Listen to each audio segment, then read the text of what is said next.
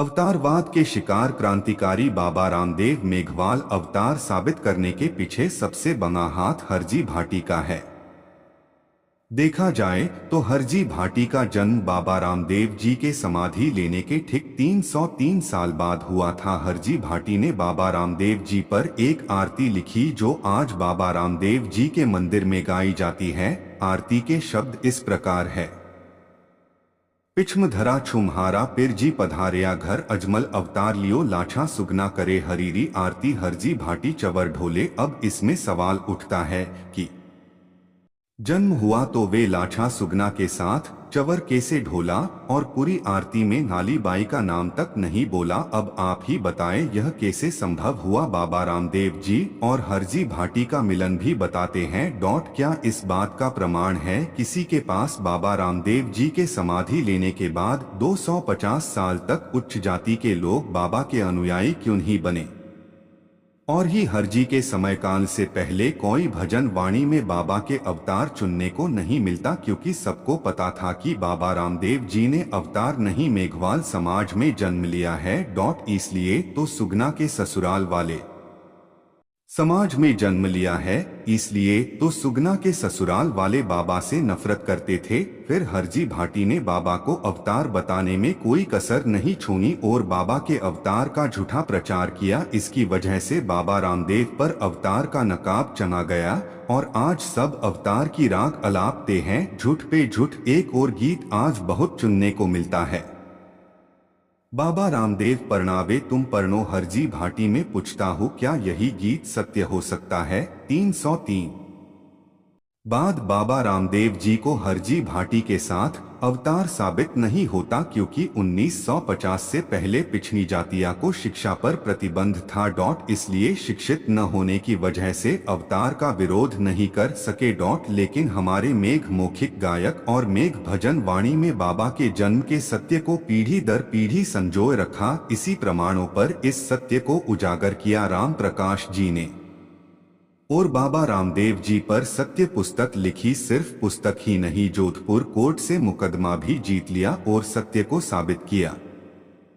बाबा की सगी बहन थी। आज भी इतिहासकार इस सत्य को उजागर कर रहे हैं। सायर सुत मंगनी राजाया वारी महिमा भारी अजमल जी ने भेंट कियो सुत सायर ने बल्हारी।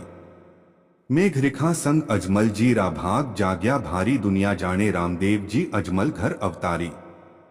प्रकट नहीं हुआ पीर जी आया जन्मधार। बाबा रामदेव जी को अवतार बताने में पूरा श्रेय हरजी भाटी को जाता है। स्वर्ण भक्त हरजी भाटी के गुरु कौन थे, इस पर अब तक इतिहासकारों की कलम मौन। गुरु कौन थे? इस पर अब तक इतिहासकारों की कलम मौन क्यों है? क्योंकि हरजी भाटी की वाणियों में गुरु स्पष्टता नहीं झलकती है। हरजी भाटी के गुरु माँ देवु मेघवंशी को बताते हुए लोग गाते हैं कि देवु देवी तिन रही ताणो हरजी हंदो भरम मिटाणो जा लागो अजबारे पाए थारे दिल रो भरम परेरो जाए। यह पक्तियां कहाँ मेल खाती है? ओसिया तहसील में बापीणी गांव की देवु मेघवशे गोदा गोत्र की थी। उनके पति अजबाजी पवार थे। अजबाजी धारू मेघ के बने भाई थे। अजबाजी के देहात पश्चात माता देवु अपने पीहर थे। अजबाजी के देहात पश्चात माता देवु अपने पीहर बापिणी में रहते हुए समाधि ली। इस प्रकार माँ देवु हरजी भाटी के समकालीन न होकर धारू मेघ व बाबा रामदेव के समकालीन थी। तो फिर वो हरजी भाटी की गुरु कैसे बनी, जबकि देवु तो बाबा रामदेव की पंदा गुरु थी? इसका एक ठोस प्रमाण है बाबा रामदेव की स्वरचित निरंजन प्रमाण वाणी में बाबा ने खुद कहा है कि सिद्ध रामदे सत्य कर भाखे अपना जीवाने शरणे राखे देवायत पवार धारू साखी माता देवु वचन मुख भाखी। फिर कैसे संभव है कि जो माता देवु बाबा रामदेव की पंदा गुरु 14वीं शताब्दी में हुई वो 17वीं शताब्दी में हुए हरजी भाटी की गुरु कैसे हुई? क्या ये मेघों के संत इतिहास को तो मरोने का प्रयास नहीं है? क्या हरजी भाटी की गुरु माता देवु न होते हुए भी लोग भूलवश गा रहे हैं कि देवु देवी तिन रही ताणो हरजी हंदो भरम मिटाणो जा लागो अजबारे पाए थारो दिल रो भरम परेरो जाए? इस पर विचार किया जाए। बाबा रामदेव रामसा पीर रामदेव पीर पीरों के पीर रामदेव जी उंडू कश्मीर के निवासी अजमाल जी की संतान थे। रामदेव जी की माता मैणा दे एक पम्मा भाटी थी। श्री रामदेव जी के 6 पुत्र एवं एक पुत्री थी। राजस्थान के एक लोक देवता हैं जिनकी पूजा संपूर्ण राजस्थान व गुजरात समेत कई भारतीय राज्यों में की जाती है।